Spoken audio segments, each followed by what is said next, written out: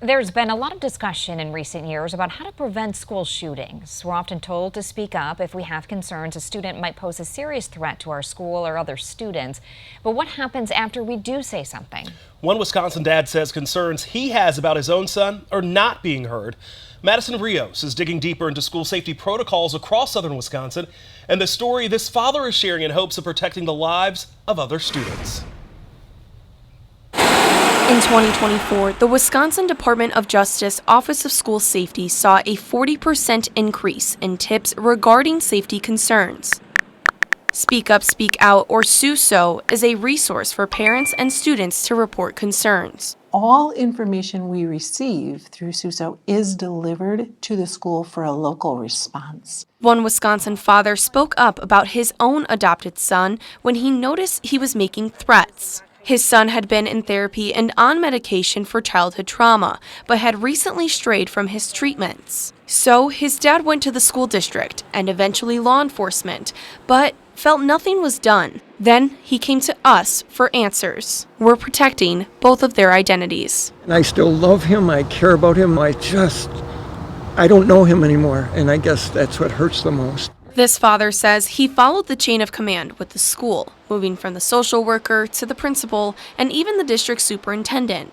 After he saw his son texting death threats towards him to another person, he even called his local sheriff's department. A deputy showed up, I showed him the video, and his response was, "There's nothing we can do until he does something."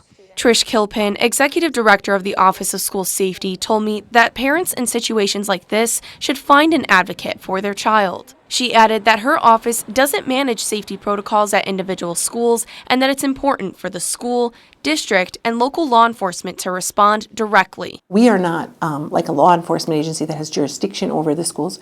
We provide services and supports to schools. We reached out to several law enforcement agencies and school districts, including those involved in this case, to learn about their protocols for handling concerns like these. School districts in general tell us every concern is handled on a case-by-case basis by assessing the threat level and making a decision about what to do. The Madison Police Department, which is not involved in this case, says school resource officers play a key role in connecting schools with law enforcement. However, not all schools, including Madison, which removed its SROs in 2020, have them.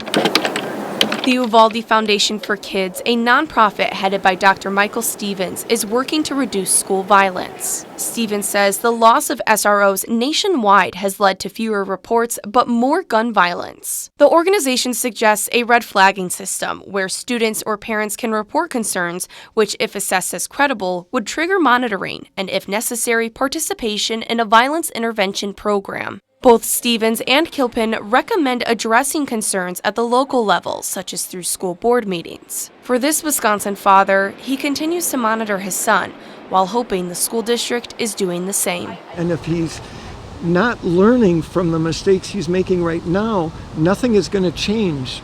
Reporting in Madison, Madison Rios, 27 News.